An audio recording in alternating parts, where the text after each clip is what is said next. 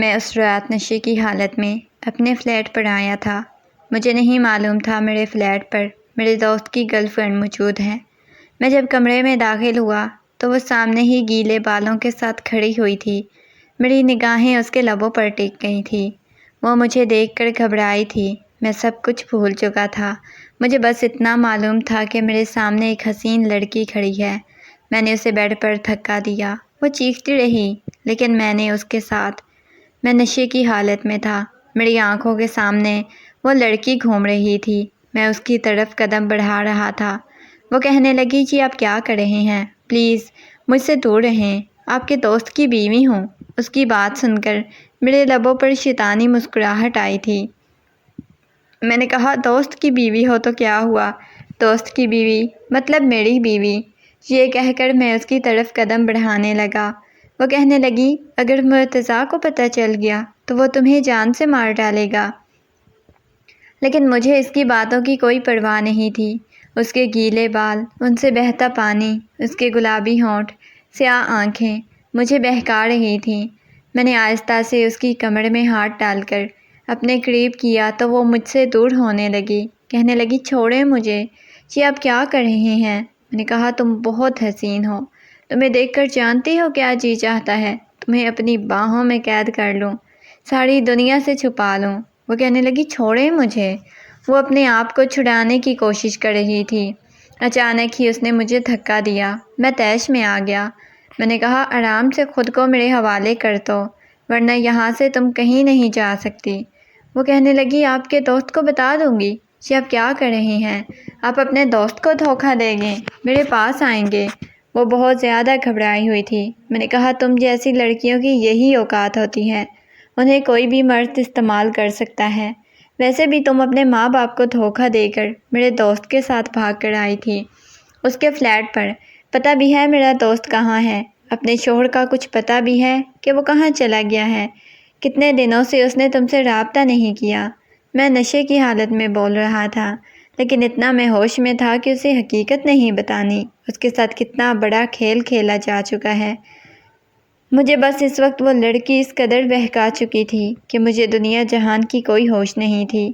میں اس کے قریب آ گیا۔ وہ رونے لگی، اپنا آپ چھڑانے کی کوشش کرنے لگی۔ میں نے کہا بس آج کی رات میرے قریب آ جاؤ، مجھے اپنا آپ سونپ دو۔ وہ نفی میں سر ہلانے لگی، رونے لگی۔ اس کی آنکھوں سے آنسو بہہ رہے تھے۔ میں نے کہا رو مت، روتے ہوئے اور بھی زیادہ حسین لگ رہی ہو، مجھے بہکا رہی ہو۔ وہ میرے سینے پر ہاتھ رکھے مجھے خود سے دور کرنے کی کوشش کر رہی تھی لیکن میں نے اس کو اپنے بازوؤں کے حصار میں جکڑا ہوا تھا۔ میں نے اس کے کندھے سے دوپٹہ اتار کر فرش پر پھینکا تو وہ کہنے لگی کیا کر رہے ہیں؟ پاگل ہو گئے ہیں کیا؟ اچانک ہی وہ غصے میں آ گئی، مجھے دھکا دیتی ہوئی کمرے سے باہر جانے لگی۔ میں نے ایک دم سے ہی اس کے بازو سے پکڑ کر اتنی زور سے تھپڑ لگایا کہ وہ سیدھا بیڈ پر جا گری اور اوندھے منہ بیڈ پر لیٹ گئی۔ میں نے غصے میں کمرے کی لائٹ بند کر دی لیکن مجھے اس کے چیخنے کی کوئی پرواہ نہیں تھی۔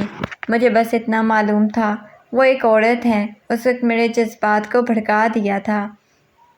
میں اس کے قریب ہوتا گیا۔ وہ چیختی رہی، میری منتیں کرتی رہی لیکن میں نے اس کی ایک نہ سنی۔ وہ مجھے بار بار دھمکیاں دے رہی تھی کہ میں اپنے شوہر کو بتا دوں گی، تم ایسا کچھ نہیں کر سکتے۔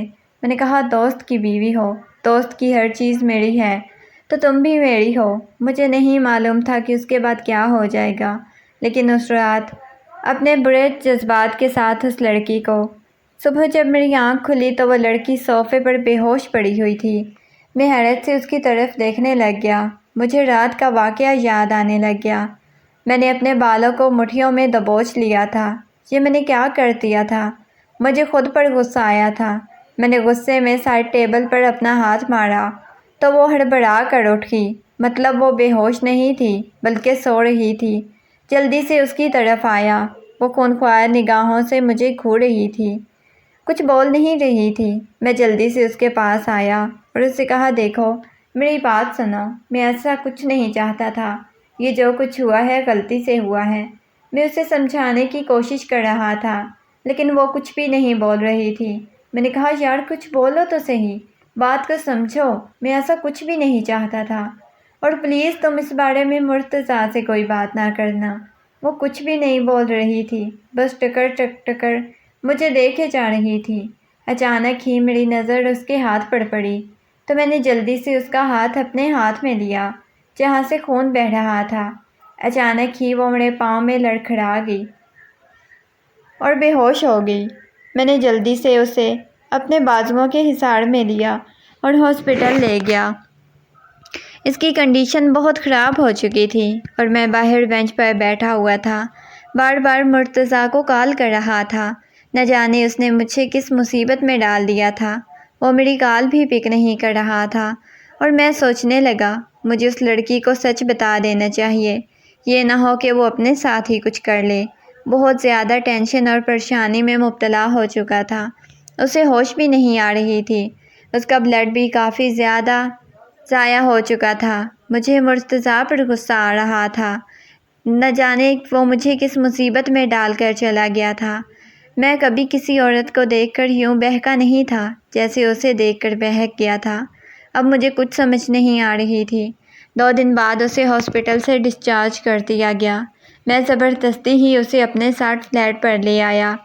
وہ میرے ساتھ نہیں آنا چاہتی تھی، بس نفرت بھری نگاہوں سے مجھے دیکھ رہی تھی، بار بار روتے ہوئے مجھے کہہ رہی تھی کہ میں مرتضیٰ کو تمہارا بتاؤں گی،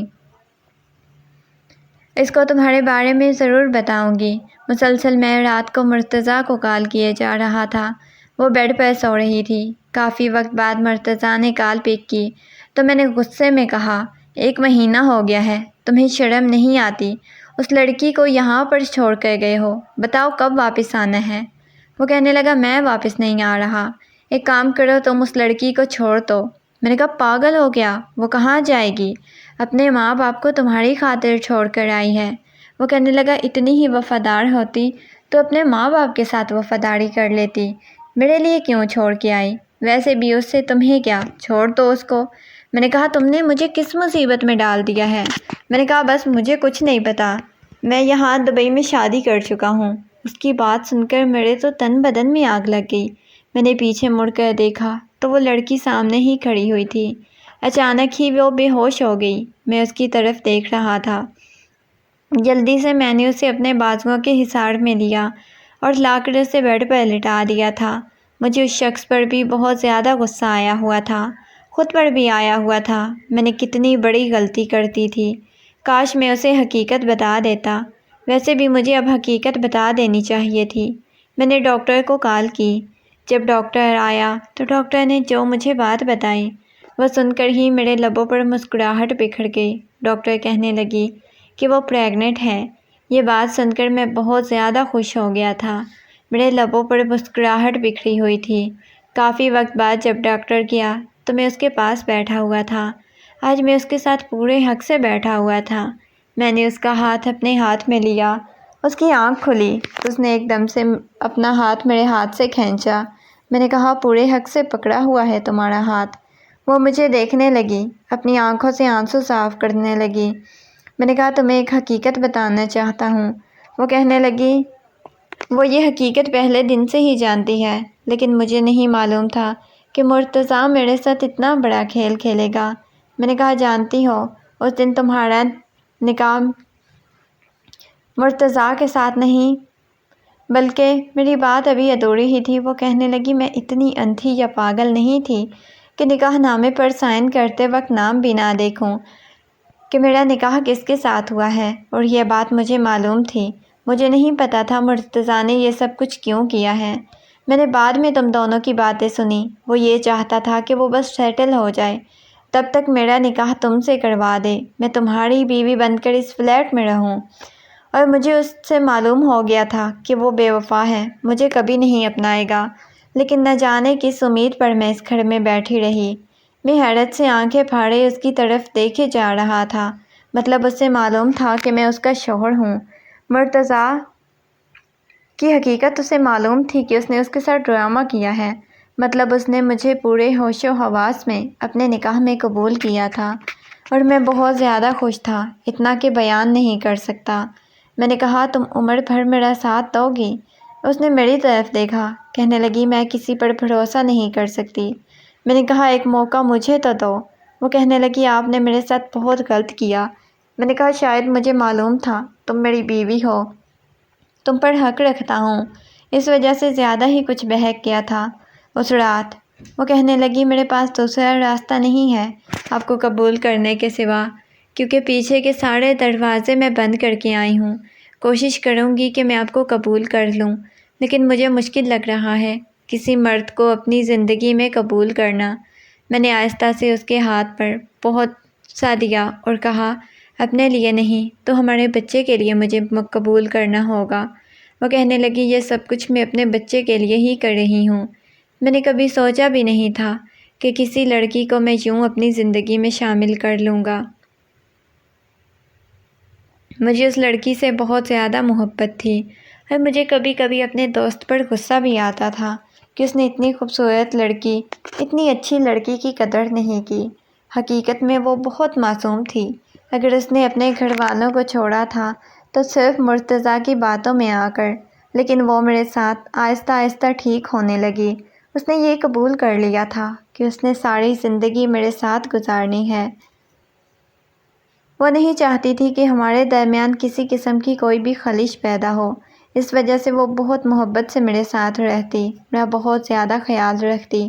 وہ کسی اچھے خاندان سے تعلق رکھتی تھی، وہ ان لڑکیوں میں سے نہیں تھی جو آوارہ قسم کی ہوتی ہیں۔ مجھے کبھی کبھی خوشی بھی ہوتی تھی، میں اسے ڈیزرو نہیں کرتا تھا جتنا بہترین اللہ نے مجھے نوازا تھا۔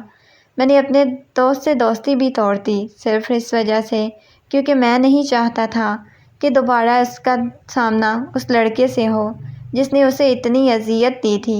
اللہ نے ہمیں خوبصورت سی بیٹی سے نوازا اور مجھے اپنی بیٹی سے بہت زیادہ محبت تھی۔